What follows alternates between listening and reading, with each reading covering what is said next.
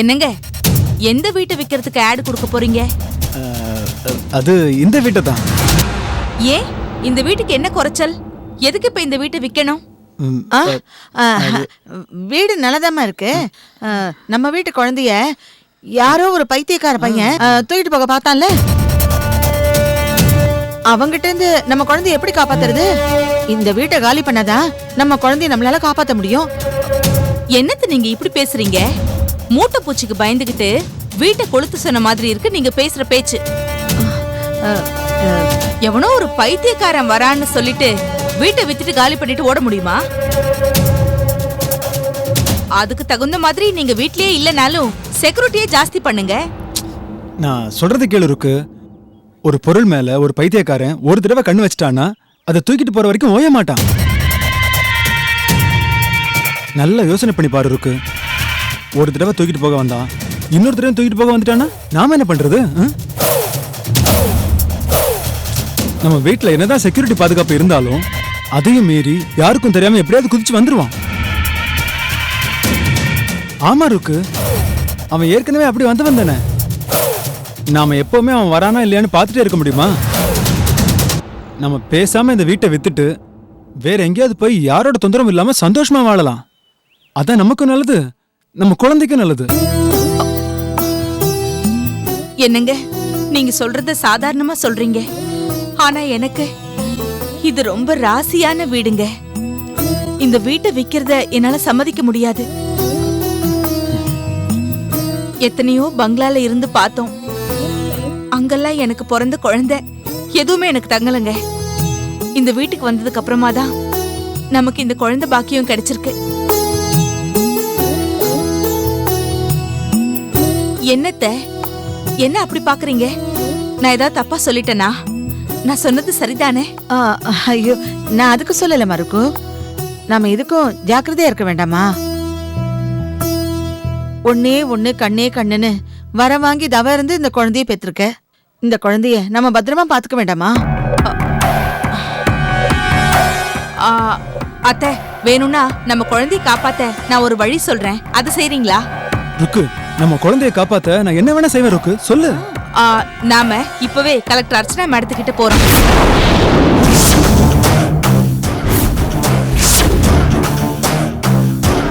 என்னது, அர்ச்சனா வீட்டுக்கா? ஆமா.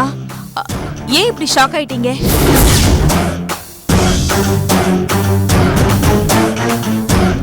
ருக்கு, நாம எதுக்கு அங்க போனோம்?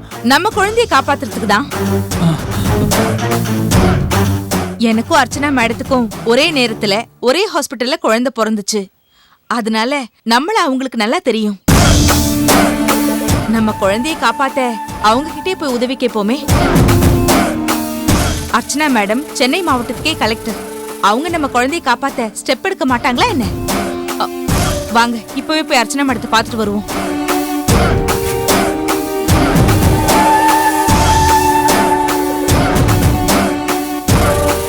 அர்ச்சனா மேடம் எவ்வளவு பெரிய அதிகாரி.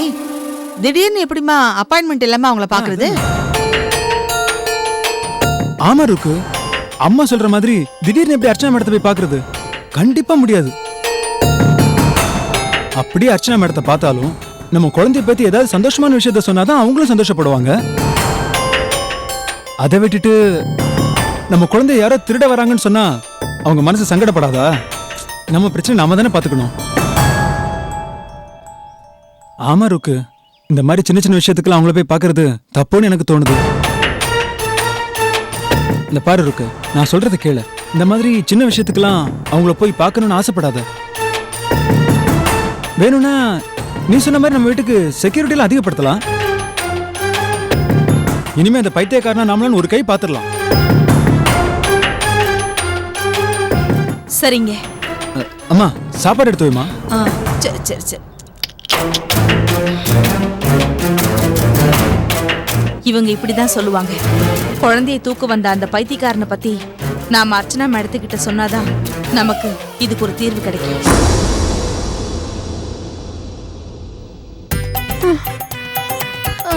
ஐயோ அம்மா, இப்படி வலிக்குதே.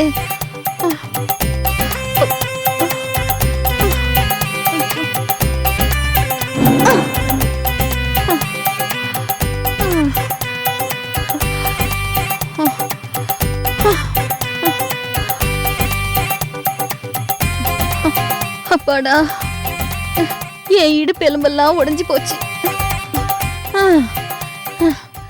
நின்னு நின்னு என் முதுகெலும்பெல்லாம் மரக்கட்ட மாதிரி ஆயிடுச்சு. உட்கார முடியல, நிமிர முடியல.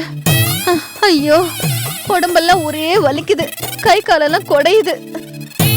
கடவுளே, தெரியாதனமா இங்க வந்து மாட்டிக்கிட்டேன். அம்மாடி, ஐயோ, ஐயோ.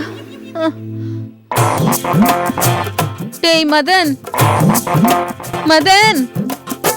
என்னுள்ளில் எம்எஸ்வி என்ற இசை நிகழ்ச்சியை வருகின்ற 27ஆம் தேதி காமராஜர் அரங்கத்திலே என்னுடைய இசைக்குழுவினருடன் முழுக்க என்னுடைய ஆத்மார்த்தமான அண்ணனுக்கு நான் செய்யும் நன்றி கடனாகும்.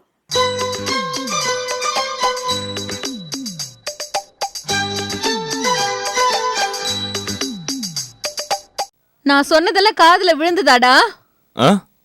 என்னமா சொன்ன? நாசமா போச்சுடா.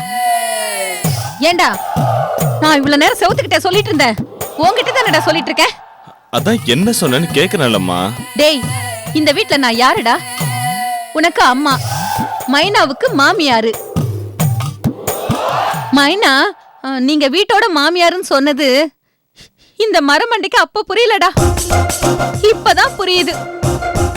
நான் வீட்டோட மாமியார் இல்ல, வீட்ல வேலை செய்யறவன்னு. ஏமா இப்படி தப்பா யோசிக்கிற? உனக்கு பிபி இருக்கு, கொலஸ்ட்ரால் இருக்கு, சுகர் இருக்கு, மூச்சு திணறல் வேற இருக்கு. இதெல்லாம் சரியாகணும்னா வீட்டுல குனிஞ்சு நிமிந்து பல வேலைகளை செஞ்சாதான் எக்ஸசைஸ் பண்ண மாதிரி இருக்கும். அதமா இது யோகா பண்ண மாதிரி இருக்கும். இது எல்லாமே யோகா. இதெல்லாம் செஞ்சாதான் உன் உடம்பு ஆரோக்கியமா இருக்கும். அல்டிக்காம செய்யுமா. ஆக்சுவலி இதெல்லாம் உனக்காக தான் செய்யறேன். டேய், நீ வீட்டோட மாப்பிள்ளையா இருந்து கேவலப்படுறது மட்டும் இல்லாம என்னையும் சேர்த்து கேவலப்படுத்துறியடா. சும்மா இருமா, என் பொழப்புல மண்ண போட்டுறாத. எனக்கு வேணும்டா, எனக்கு இதுவும் வேணும், என்னமும் வேணும். இப்படி எல்லாம் லோல் பட்டு லொங்கழியணும்னு விதி இருக்குடா. அட கடவுளே, என்ன உட்கார வச்சு மைனா சேவை செய்வான்னு பார்த்தேன். இப்போ மைனாவுக்கு நான் சேவை செய்யற மாதிரி ஆயி போச்சே. ஐயோ அம்மா, நீ எந்திரிச்சு அந்த பக்கம் போமா. சும்மா எதிர்த்தாப்புல உட்காந்து நொய் நொயின்னு புலம்பிக்கிட்டே இருக்க. ஆமாண்டா, நான் இப்ப உனக்கு என்ன சொன்னாலும் புலம்பலாதான்ப்பா தெரியும். ஏன்னா இப்ப அம்மா உனக்கு கண்ணுக்கு தெரியல, மைனா மேல உள்ள மோகத்துல நீ இப்படி பேசிட்டு இருக்க. அப்பவே பூமிகா வந்து கூப்பிட்டா. அத்தை, நீங்க எதுக்கு அத்தை ஹாஸ்டல்ல இருக்கீங்க, வீட்டுக்கு வாங்க, உங்களை உட்கார வச்சு நான் சோறு போடுறேன்னு சொன்னா. திமிரு எடுத்து போய் நான் போல, வெட்டி பந்தாவுல நின்ன. அதுக்கான பலனை இப்ப நான் நல்லா அனுபவிச்சுட்டு இருக்கேன்பா. அவ மலைநாட்டுக்காரியா இருந்தாலும் என் மேல ரொம்ப பாசமானவடா. 1000 தான் இருந்தாலும் பூமிகா மாதிரி இந்த மைனா வரமாட்டாடா. ஐயோ,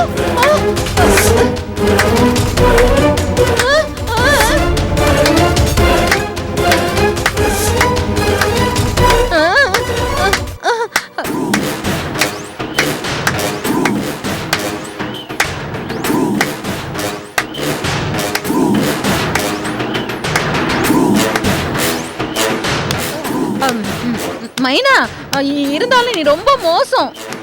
ஷூட்டிங் போறேன்னு சொல்லிட்டு ரூம்ல இருந்து வர என்ன, நான் பேசுனதெல்லாம் ஒட்டு கேட்டியா?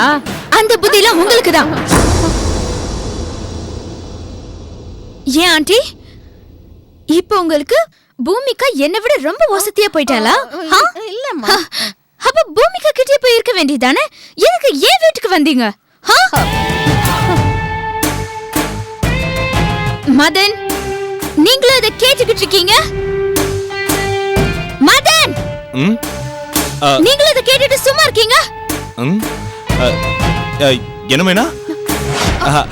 அது நான் காதுல இயர்போன் மாட்டிக்கிட்டு பிஸியா லேப்டாப்ல ஒர்க் பண்ணிட்டு இருந்தேனா, அம்மா என்ன சொன்னாங்கன்னு என் காதுலயே விழல. ஏமா மைனா இப்படி கோவப்படுறத பார்த்தா நீ இந்த பூமிகா மைனான்னு இந்த மாதிரி ஏதாவது கம்பேர் பண்ணி பேசுனியா? அதான் மைனாக்கு இவ்வளவு கோவம் வருது. ஏமா இப்படி பண்ணுவ? ஏமா அந்த பூமிகாவும் மைனாவும் ஒண்ணா? இல்ல. மலை எங்க மடு எங்கம்மா? இந்த குவாலியர் ராணி எங்க? அந்த மலைநாட்டுக்காரி எங்கம்மா? அந்த பூமிகா மைனோட கால் தூசிக்கு வருவாளா? இங்க பாருங்க ஆண்டி, இனி இந்த வீட்ல பூமிகா கிமிகான்னு பேசிட்டு இருந்தீங்க, அவ்வளவுதான் சொல்லிட்டேன். அப்படியே கிளம்ப வேண்டியதான்.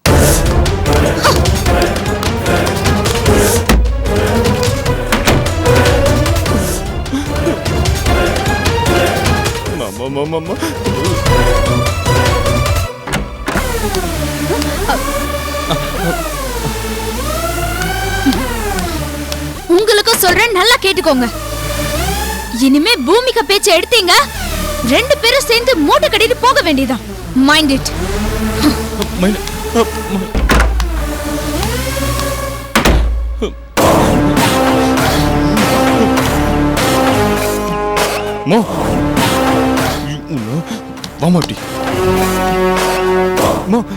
ஏமா வாய் வச்சு சும்மா இருக்க மாட்டேன்? நான் மைனா கூட சேர்ந்து வாழணும்னு மூட்டை மூட்டையே கனவு கண்டுட்டு இருக்கேன். மைனா சொன்ன மாதிரி என்ன மூட்டை கட்டி நடைய கட்ட வச்சிடாத. அந்த அர்ச்சனாவை எதிர்த்து ரொம்ப கஷ்டப்பட்டு ஜெயிலுக்கு போய் அடிபோதை வாங்கி அவமானப்பட்டு மைனாவை கல்யாணம் பண்ணிருக்கேன். நீ என்னடானா எல்லாத்தையும் ஒரு நொடியில கெடுத்துருவ போல இருக்கு. டேய், அப்படியெல்லாம் இல்லடா. எனக்கு தோணுனத யதார்த்தமா நான் சொன்னேன். போதும் போதும் யதார்த்தம். இப்ப எதுக்கு உனக்கு தேவையில்லாம இந்த பூமிக்கு அனுப்பலாம் வருது? போய் வாய் தவறி சொல்லிட்டேன் அப்படின்னு அவர்கிட்ட மன்னிப்பு கேளு போ. இனிமே இந்த மாதிரி பேசாதம்மா, என் மூஞ்சே பார்க்காதம்மா, போமா. பேசலடா, இனிமே நான் பேசவே மாட்டேன். மைனா கிட்ட போய் மன்னிப்பு கேக்குறேன்டா. மைனா கிட்ட மட்டும் இல்ல, மயிலு, காக்கா, குருவி, இன்னும் எதா இருந்தாலும் சொல்லு. எல்லாத்துக்கிட்டையும் போய் மன்னிப்பு கேக்குறேன். ஐயோ, நீ எதுவும் பேசாத. மைனா கிட்ட போய் மன்னிப்பு கேட்டு வந்து என்கிட்ட பேசு.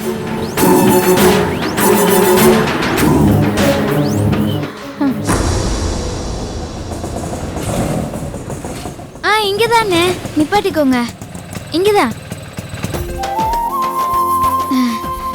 அண்ணே, இங்கே இருங்க, அத வந்துடுறேன். சரிம்மா. வா சங்கரி.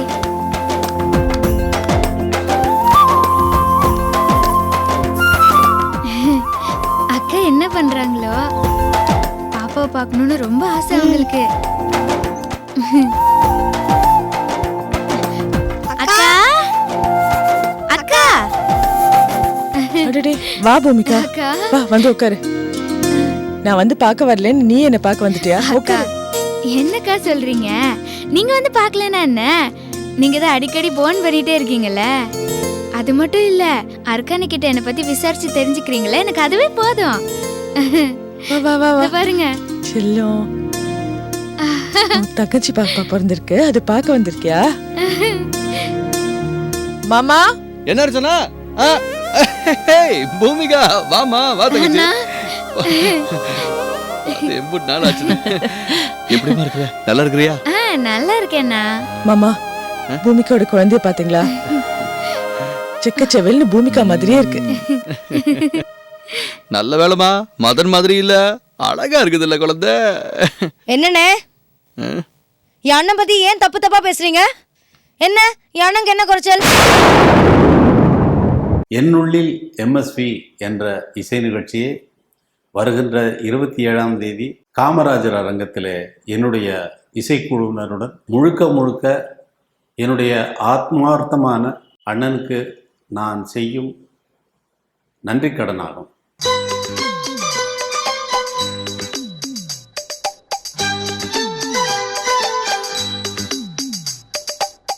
என் அண்ணன் ராஜா வாட்டம் இருக்கான். இவளுக்கு தான் அந்த குடுப்பனை இல்லை, என் அண்ணன் மாதிரி ஒரு ஆண் குழந்தைய பெத்துக்கிறதுக்கு.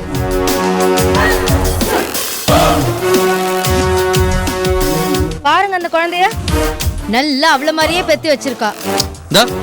என்ன ரோஜா, ஏன் அப்படி சொல்ற? மாமா இருங்க மாமா. ஏ ரோஜா, நீ வேணா உன் அண்ணனை மெச்சிக்கலாம், உன் அண்ணனை பத்தி வெளியில சொல்லாத. உன் அண்ணன் பேரை கேட்டாலே ஊரே காரி சூன் துப்புது.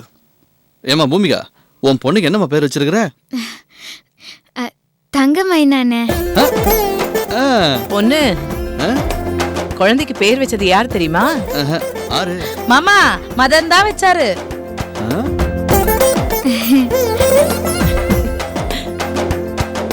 அர்ச்சனாக்கா பிளான் பண்ணி பூமிக்கா இருக்கிற இடத்துக்கு மதனை அனுப்பி மதன் வாயிலேயே பேர் வைக்க வச்சாங்க.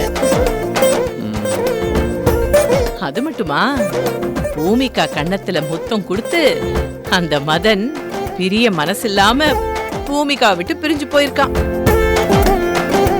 ஆமா, அத மதன் மச்சானால மறக்கவே முடியாது. மதன் மச்சான் அக்காவுக்கு முத்தம் கொடுத்தத செல்போன்ல படம் பிடிச்சிட்டுனே அர்ச்சனாக்கா மதன் மச்சான் மூஞ்சில கரிய நல்லா பூசிட்டாங்க.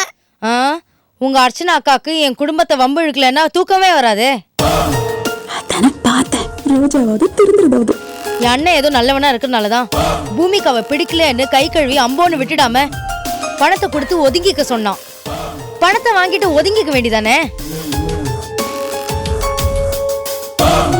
என் அண்ணன் மனசுக்கு பிடிச்ச மைனாவோட வாழ விட்டுருக்க வேண்டிதானே. அதை விட்டுட்டு போலீஸ்ல கம்ப்ளைண்ட் எல்லாம் கொடுத்து எதுக்கு இப்படி அசிங்கப்படுத்தணும்? இதனால என்ன பிரயோஜனம்? அப்படியே இவ கம்ப்ளைண்ட் கொடுத்தோன்னு என் அண்ணன் பயந்து போய் பூமிக்கோட வந்து வாழ்ந்துடவா போறான். ஆமாமா, உங்க அண்ணன் தைரியத்தை தான் பார்த்தோம்ல. உங்க அண்ணன் போலீஸை பார்த்ததும் தொட நடுங்கி போய் மைனாவோட நடந்தது ஷூட்டிங் கல்யாணம், மைனா கழுத்துல தொங்குறது தாலியே கிடையாது, ஷூட்டிங் தாலின்னு சொல்லியிருக்கான். அது மட்டும் இல்ல, அந்த போலீஸ்காரங்கிட்ட பூமிகா தான் என் மனைவின்னு உலகம் முழுக்க கேட்கிற அளவுக்கு சத்தம் போட்டு சொல்றேன்னு சொல்லியிருக்கான். கேட்டுக்கோ. என் முத்து. ரோஜாக்கா என்ன திருன்னு முழிக்கிறீங்க? அர்ச்சனாக்கா சொல்ல வச்சாங்கல்ல. அர்ச்சனாக்காவா கொக்கா? எவ்வளவு நாளைக்கு உங்க அர்ச்சனா அக்கா உங்க எல்லாரையும் சப்போர்ட் பண்றான்னு நான் பார்க்க தானே போறேன். எவ்வளவு நாள் மைனாவோட சேர்ந்து வாழ போறான்றது நானும் பார்க்க தான் போறேன். ரோஜாக்கா, உங்க அம்மாவை மைனா வீட்டை விட்டு துரத்திட்டாங்க. அப்ப கூட பூமிகா தான் மனசு கேட்காம வசந்தாமா தங்கி ஹாஸ்டலுக்கு போய் வீட்டுக்கு வாங்கன்னு கூப்பிட்டாங்க. ஆனா உங்க அம்மா என்னடானா வீம்பா வர முடியாதுன்னு சொல்லி அனுப்பிச்சிட்டாங்க. இப்போ அதே மைனா கிட்ட போய் மன்னிப்பு கேட்டுட்டு துணி துவைச்சிட்டு பாத்திரம் கழுவிட்டு இருக்காங்க.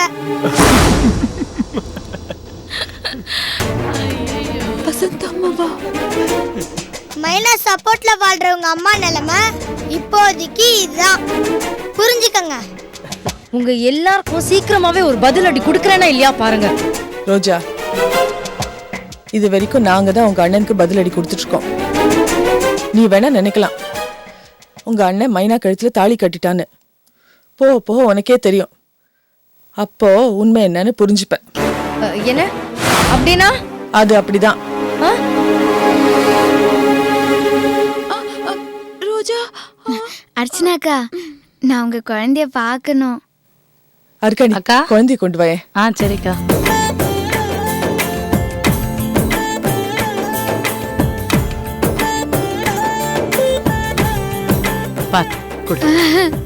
ஹை. ஓ, அச்சச்சோ.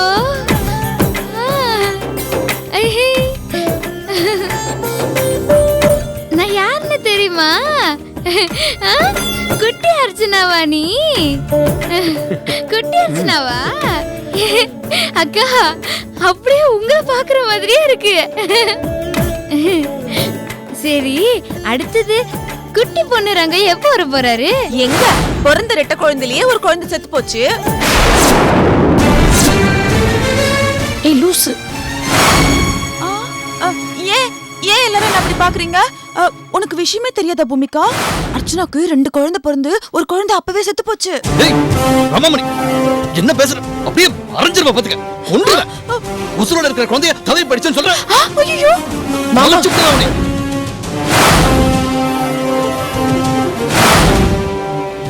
ஏ லூசு, எந்த நேரத்துல என்ன பேசணும்னு உனக்கு தெரியாது? அவங்களே ஒரு குழந்தை தவறி போச்சுங்கிற விஷயத்தை இப்பதான் கொஞ்சம் மறந்து இருக்காங்க. திரும்ப திரும்ப அதையே நீ ஞாபகப்படுத்திட்டு இருக்க. பொடி போக்கத்தவளே. என்ன மன்னிச்சிரு அர்ச்சனா, நான் கோவப்பட்டு விட்டேன். எனக்கு புரியுது மாமா. கடவுள் நமக்கு கொடுத்துருக்கிற இந்த அற்புதமான குழந்தைய நல்ல விதமா வளர்ப்போம். இல்லாத குழந்தைய நினைச்சு வருத்தப்படுறதை விட இருக்கிற குழந்தையோட சந்தோஷமா இருப்போம் மாமா. ஆமாண்ணே, அக்கா சொல்ற மாதிரி செய்யுங்க. அக்கா சரிக்கா, அப்ப நான் கிளம்புறேன். என்ன கிளம்புறேங்கிற? இருந்து சாப்பிட்டுட்டு தான் போகணும். வா எல்லாரும் வாங்க. ஆமா சாப்பிடலாம். சாப்பிட்டு போமா. வாங்க வாங்க சாப்பிடலாம். சரி வா. ஓ வா, பூமிகா. என்னம்மா தூங்குறீங்களா? ஆ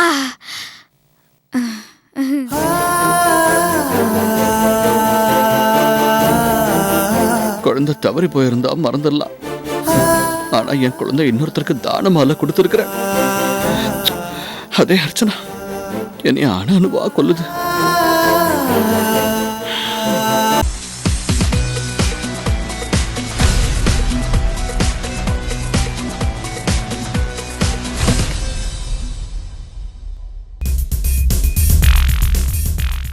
Hello everybody.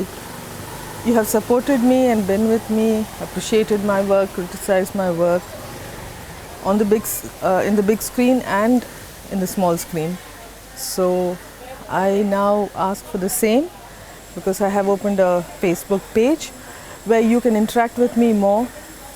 I can post new information to you about my day-to-day happenings, and you can also share your views about me. Be in contact.